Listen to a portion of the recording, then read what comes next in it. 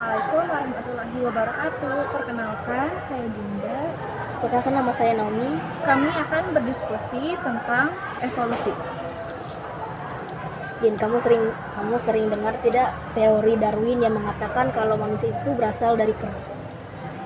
Pernah sih, tapi kalau menurut Harun Yahya, nggak ada kejelasan nih tentang bagaimana manusia dari kera menjadi manusia sekarang. Tapi dalam teori Darwin tidak jelas kalau sebenarnya manusia itu bisa tercipta dari kera karena adanya variasi dan juga adaptasi, karena pengaruh lingkungan, karena sumber daya makanan di suatu populasi itu menipis. Akhirnya semua makhluk hidup di situ tuh berlomba-lomba untuk menjadi yang lebih terbaik, untuk bertahan hidup lebih panjang. Maka terciptalah manusia gitu. Tapi kalau dari data, nggak ada struktur makhluk yang sama atau berkelanjutan, kayak misalkan dari DNA organnya. Jadi ada juga satu teori yang mengatakan struktur homolog seperti tulang lengan manusia, kelelawar, dan sirip ikan paus itu punya fungsi yang umum, dan semuanya itu punya dari nenek moyang yang sama, cuman fungsinya memang berbeda. Tapi kalau misalnya dari pemikirannya atau akalnya tuh gimana? Dari akalnya mungkin karena ada persaingan, jadi populasi itu tuh cenderung menghasilkan keturunan yang lebih banyak daripada sumber makanan, ya terjadilah persaingan untuk bertahan hidup gitu. Siapa yang lebih bertahan hidup di populasi itu gitu. Kalau seleksi alam kan pasti ada mutasi yang hanya menyebabkan kerusakan.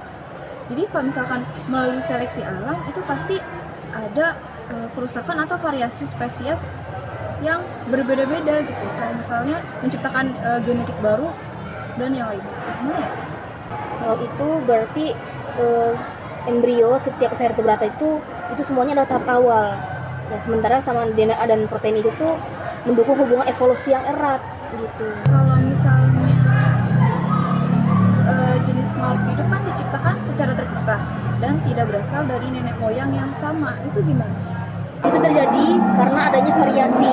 Jadi salah satu populasi per individunya itu tuh memiliki perbedaan sifat, entah bentuk paruh, entah bentuk warna bulu, atau sultan lari, atau segala macam aspek setiap individunya. Kalau dari teori Charles Darwin, makhluk hidup evolusi itu tuh teorinya, prinsipnya itu ada juga adaptasi. Jadi setiap makhluk hidup tadi itu dia bakal terus beradaptasi, terus-terusan berubah-ubah, sehingga muncullah teori yang mengatakan kalau manusia itu tuh berasal dari kera. Sebenarnya setelah saya telusuri dari data-data yang ada, bukan itu yang sebenarnya dijelaskan oleh Darwin, tapi sebenarnya adanya kesamaan organ tubuh pada kera dan manusia itu yang menyebabkan orang-orang berpikir manusia itu tuh awalnya dari kera, padahal sebenarnya tidak juga gitu. Mungkin karena adanya perubahan sifat, entah karena adaptasinya atau juga anatominya yang manusia dan kera itu tuh hampir sama begitu. Tapi kira-kira ada buktinya nggak sih?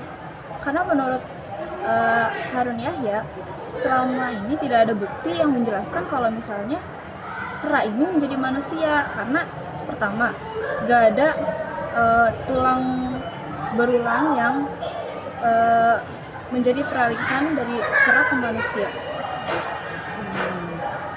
Kalau itu sebenarnya sedang ditelusuri. Sebenarnya ada salah satu tulang makhluk hidup yang ketika dicari tahu itu ternyata tulang dari fosil-fosil dahulu gitu. Yang sekarang sedang ditelusuri untuk kebenarannya.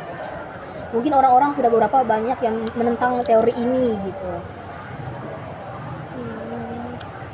Jadi ya mungkin menurut Harun Yahya, manusia itu memiliki struktur makhluk DNA organ dan tidak mungkin muncul kebetulan, melainkan bukti adanya perancangan cerdas